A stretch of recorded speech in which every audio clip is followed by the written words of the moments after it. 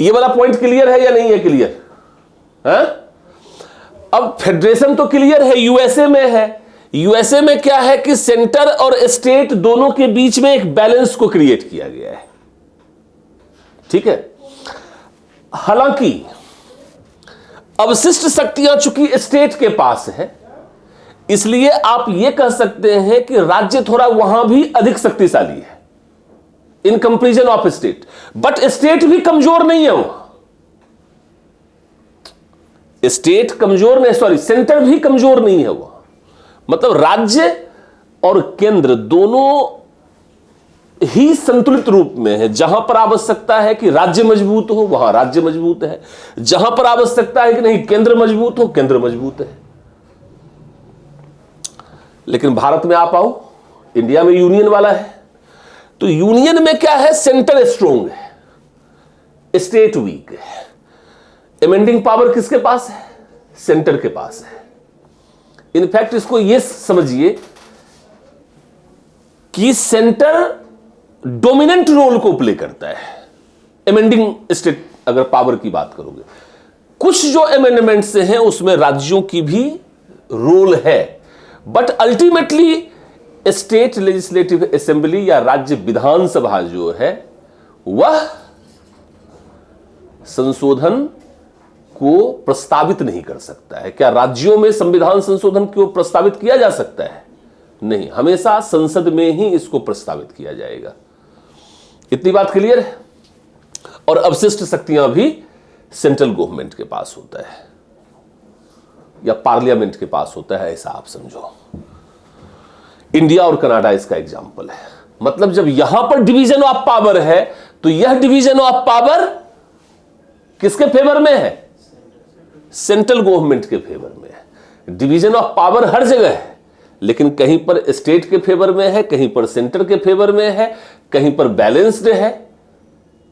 मतलब थोड़ा बहुत अंतर आपको देखने को मिलेगा। क्लियर है? मिटाओ इसको।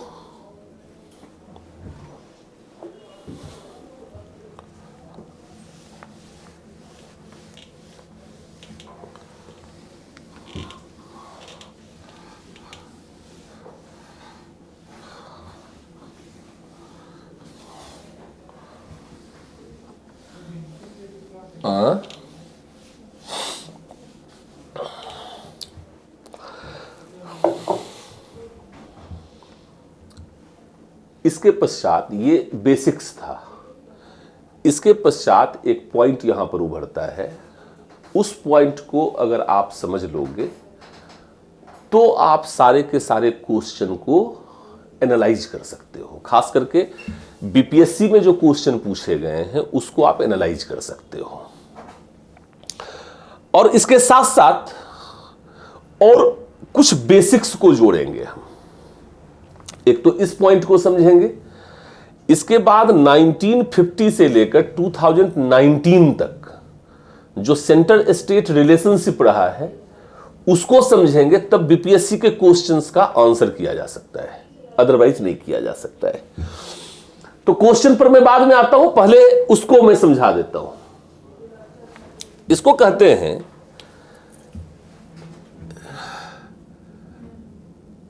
कि भारतीय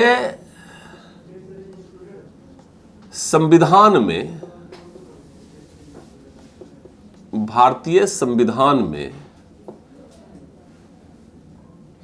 कुछ ऐसे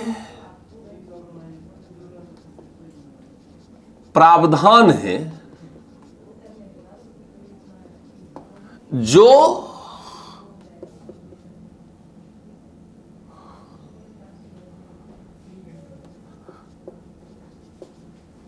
संघीय सिद्धांत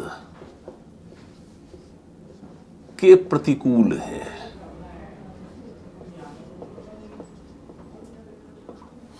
इंग्लिश में ऐसे लिखेंगे, some provisions of Indian constitution which are against federalism. Some provision of Indian constitution which are against federalism.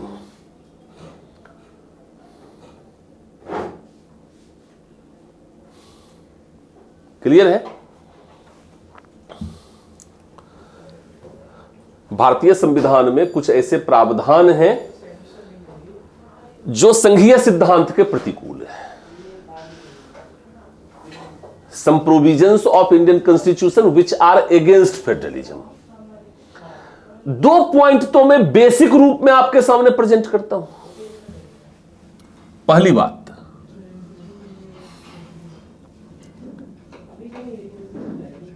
एकल संविधान, और दूसरी बात एकल नागरिकता।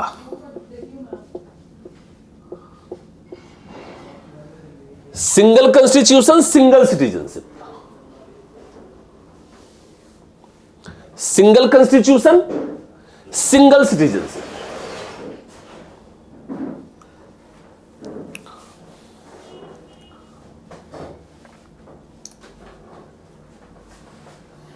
क्लियर है मेरी बात?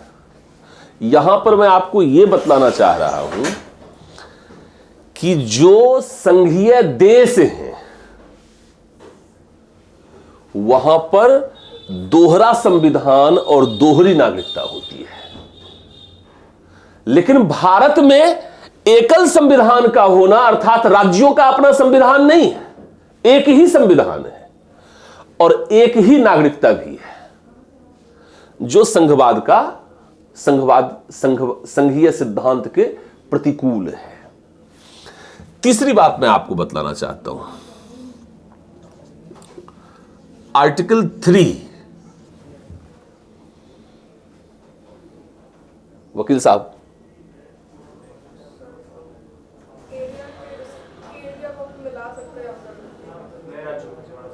नए राज्यों का निर्माण and name and boundaries of state can be altered. Article 3 जो है यह कहता है कि राज्य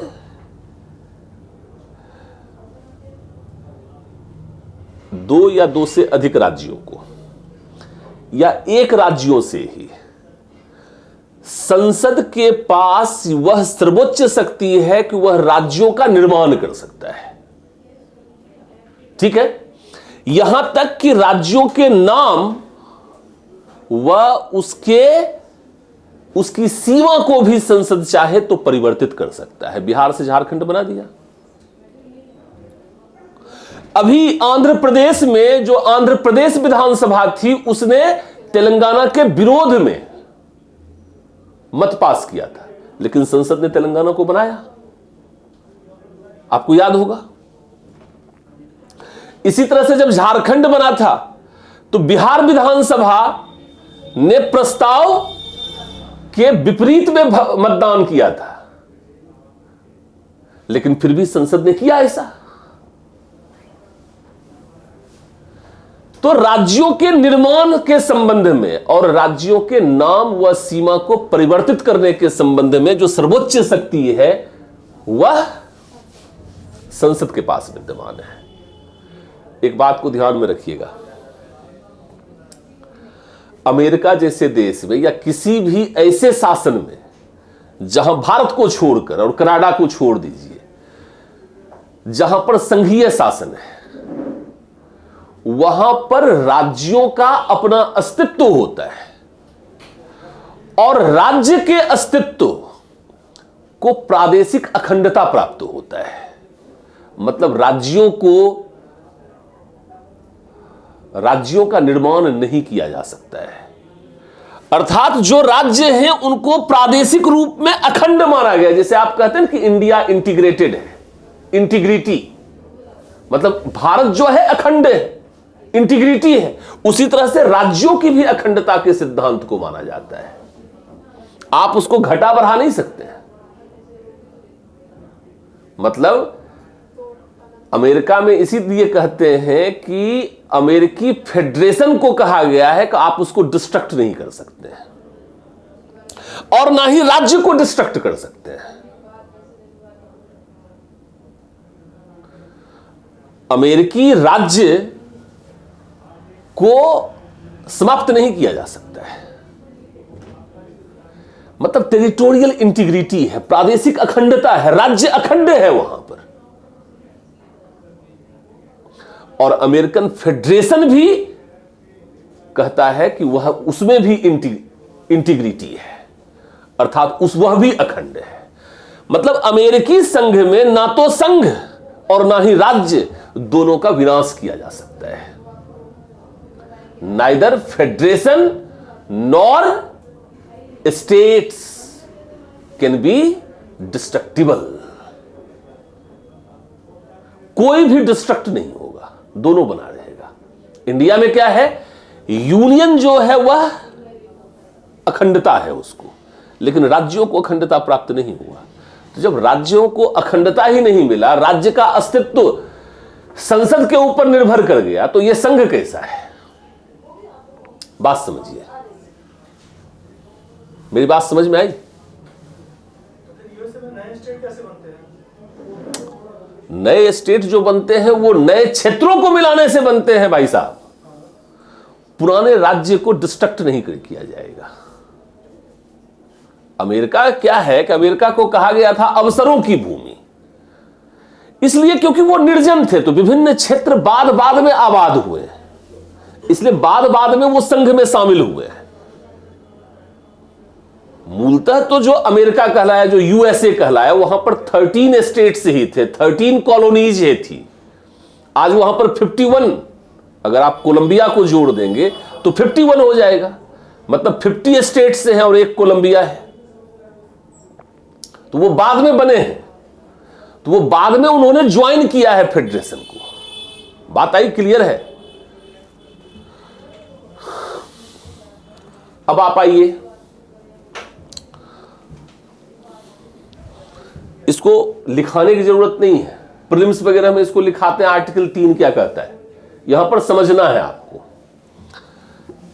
दूसरा जो है, आप लोगों ने 7वीं अनुसूची को भी देखा होगा।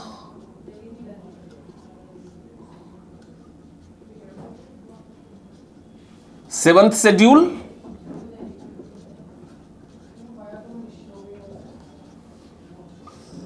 इसमें सबसे पहले संघ सूची है,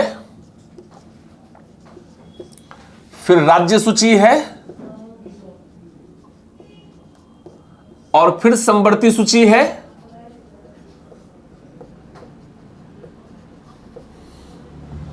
इसको यूनियन लिस्ट बोलते हैं, इनको स्टेट लिस्ट बोलते हैं, और इसको कंकरेंट लिस्ट बोलते हैं।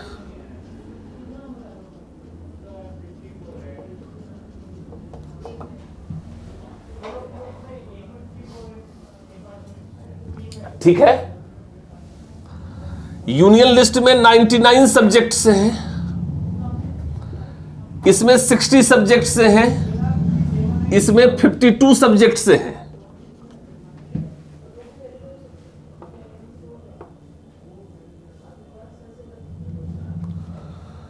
निन्यानवे विषय संघ सूची में है। इस पर कानून बनाने का अधिकार किसको है? संसद को।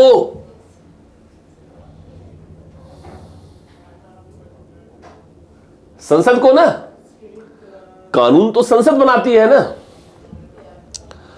और राज्य सूची पर कानून बनाने का अधिकार किसको है? राज्य विधायिका को।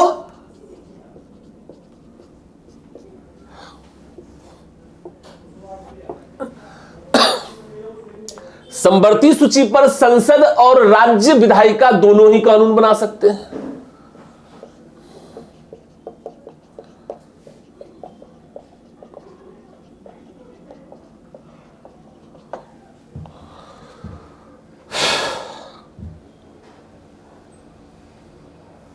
और सामान्यतः संसदीय कानून को वरीयता प्राप्त है।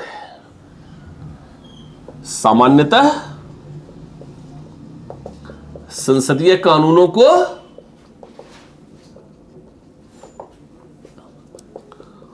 वरीयता प्राप्त है।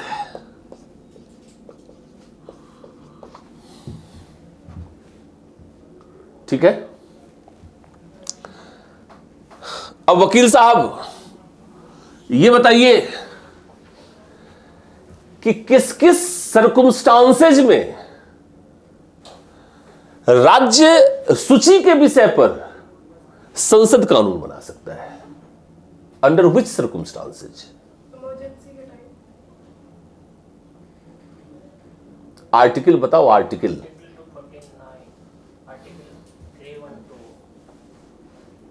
कौन बोल रहा है? Article 248। Yes, you are right. Under article 249 संसद लॉ बना सकता है। और बताओ,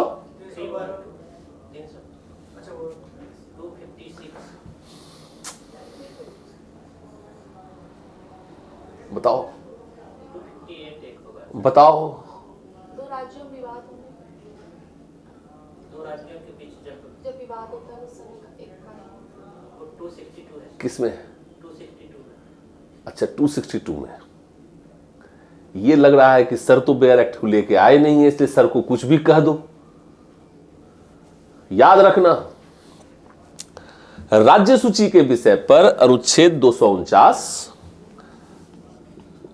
250, 252 और 253 के अंतर्गत संसद कानून बना सकता है। संसद कानून बना सकता है।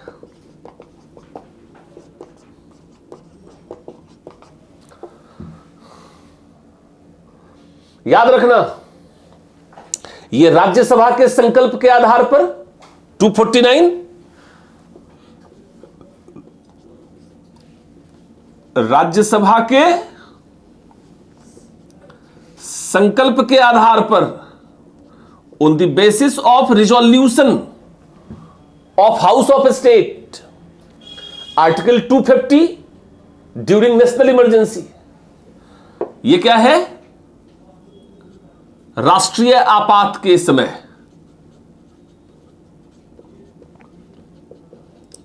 राष्ट्रीय आपात के समय, राष्ट्रीय आपात लगता है 352 के अंतर्गत, लेकिन कानून बनता है 250 के अंतर्गत। 252, आप दो राज्यों के बीच विवाद नहीं, दो या दो से अधिक राज्य यदि आग्रह करे तो, दो या दो से अधिक राज्य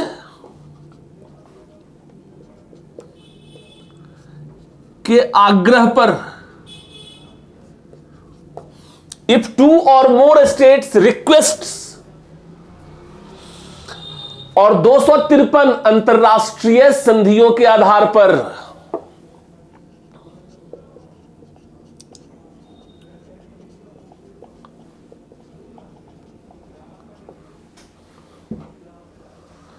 और 256 जो है बेटा, और 257 यह केंद्र को राज्यों को दिशा निर्देश देने की शक्ति देता है, और 262 जो है वह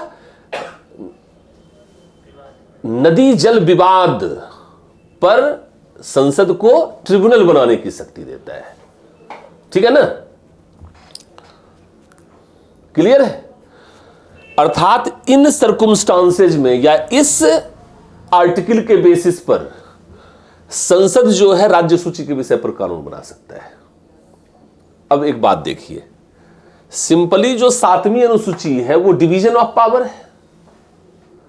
सिंपली भी देखिए तो 99 सब्जेक्ट संसद के पास है, प्लस इस पर भी इसको प्रेफरेंस है, प्रेसिडेंस है, वरीयता है, तो 99 प्लस 52 तो हो ही गया।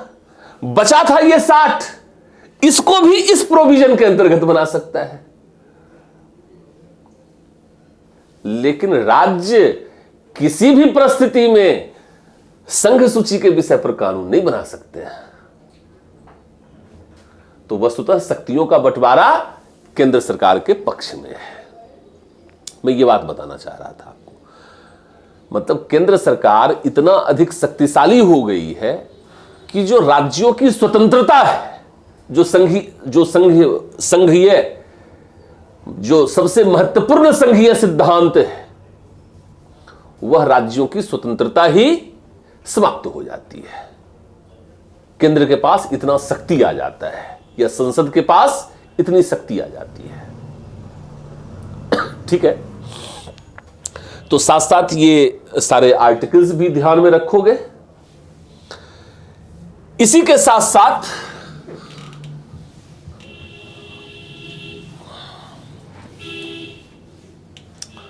यहां पर यह भी ध्यान में रखोगे, आर्टिकल 256, 257, केंद्र सरकार राज्य सरकार को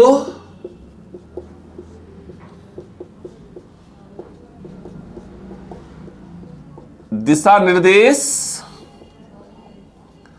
देने की शक्ति रखता है। मतलब आर्टिकल 256 और 257 में संविधान ने केंद्र सरकार को राज्यों को दिशा निर्देश देने की शक्ति दी है। That means under article 256 and 257 central government can provide directions to the state government.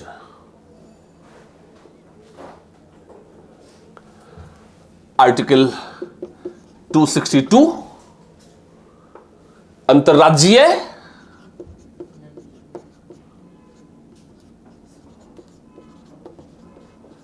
नदी जल विवाद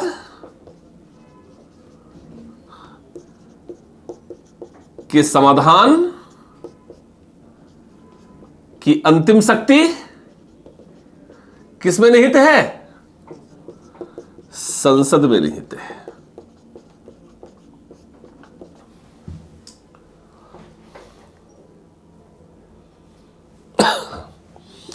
इसी तरह से आर्टिकल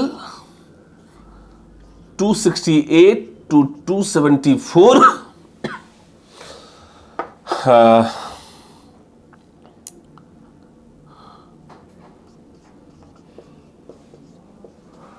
वित्तीय शक्तियां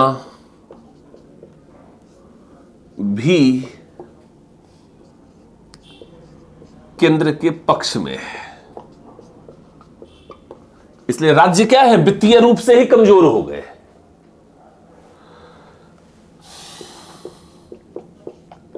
आर्टिकल 275 है यह सांविधिक अनुदान। संसद जो है वह राज्यों को अनुदान देता है।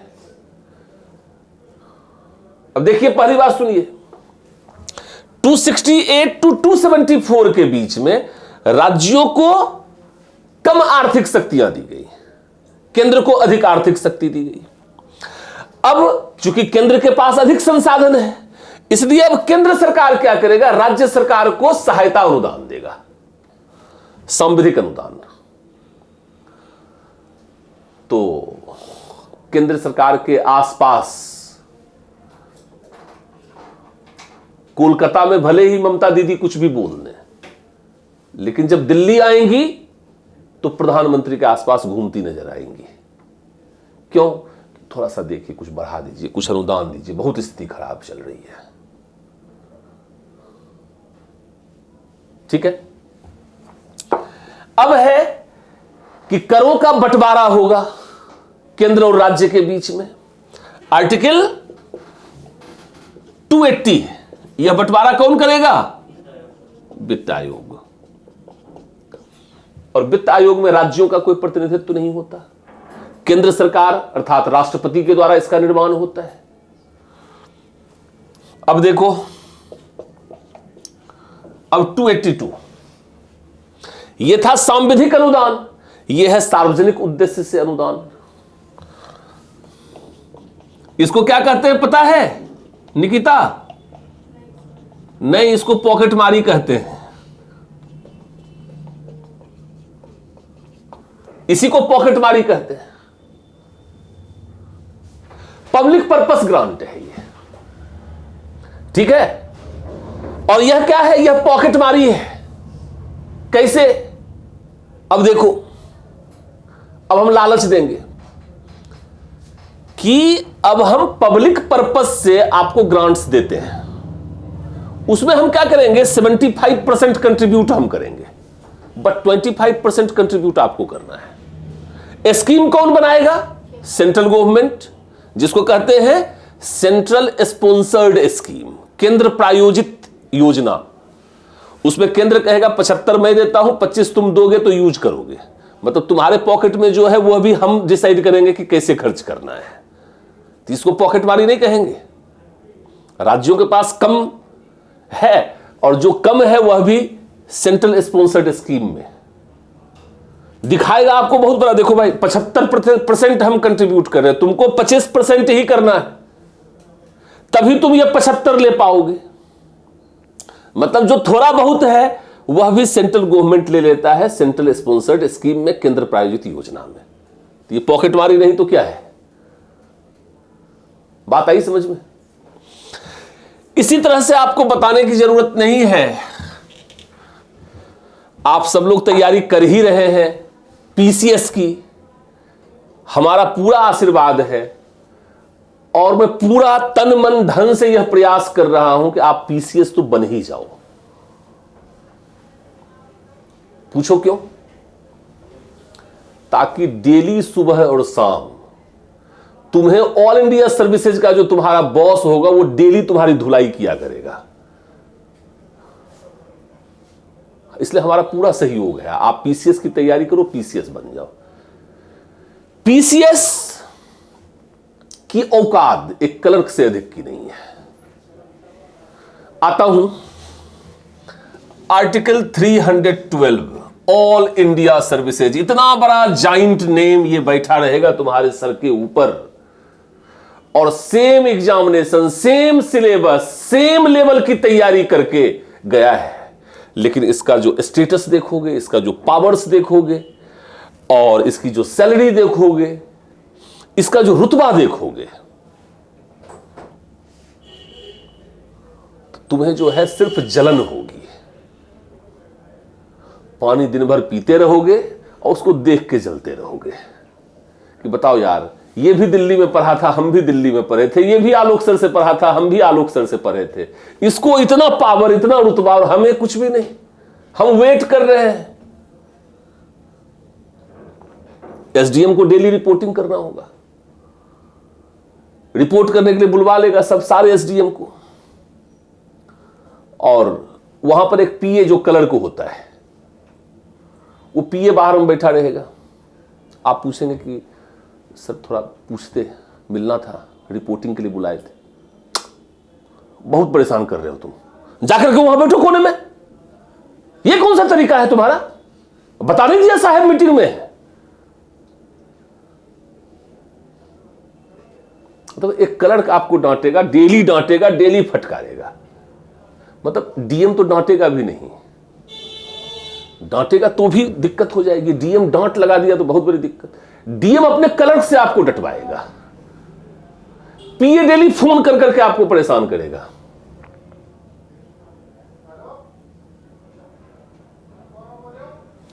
ऑल इंडिया सर्विसेज,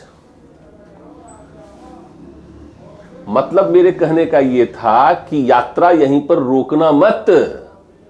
पीसीएस बनने के बाद आपको मैं डरा नहीं रहा हूं, ना ही धमका रहा हूं, आपको मैं ये कह रहा हूं कि ऑल इंडिया सर्विसेज में जाने का लक्ष्य रखना, ठीक है ना? रुकना मत यहीं पर। ये तो एक प्राप्त कर लो, प्राप्त करने के पश्चात आगे बढ़ो, क्योंकि असली पावर जहां है उस पावर को लो ना। उसमें पावर नहीं है। यही देखो, एकदम बेवकूफ निकले तुम। बिहारी तो नहीं हो? हाँ, इसीलिए पता चला। मतलब पक्का बिहारी हो, उसमें भी मतलब पक्का बेवकूफ हो। मतलब उसको कहते हैं, वो भी अव्वल दर्जे का बेवकूफ। मतलब सुनो जरा, पावर जो है वो ब्यूरोक्रेसी के पास होती है, पावर पॉलिटिशियंस के पास नहीं होता है, ठीक है।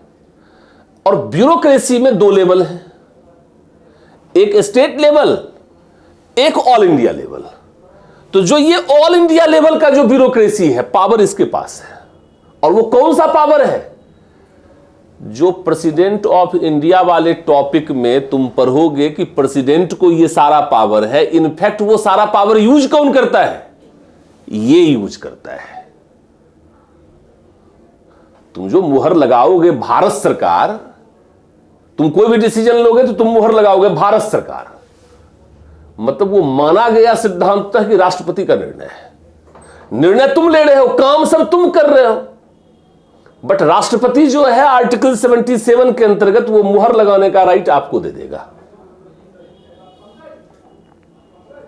और सोचो, राष्ट्रपति जो ये राइट तुमको देगा, जिस रूल के अंतर्गत देगा, वो रूल कौन बनाएगा पता है? वो रूल एक आईएएस अधिकारी बनाएगा, कैबिनेट सेक्रेटरी, मंत्रिमंडल सचिव। और पता है ये मंत्रिमंडल सचिव कौन होता है? एक आईएएस होता है। और ये आईएएस जितनी बात लिख देता है, उससे अधिक प्रधानमंत्री एक लाइन नहीं बोल सकते हैं। वो सब लिख करके दिया जाता है कि इतना बोलना है आपको।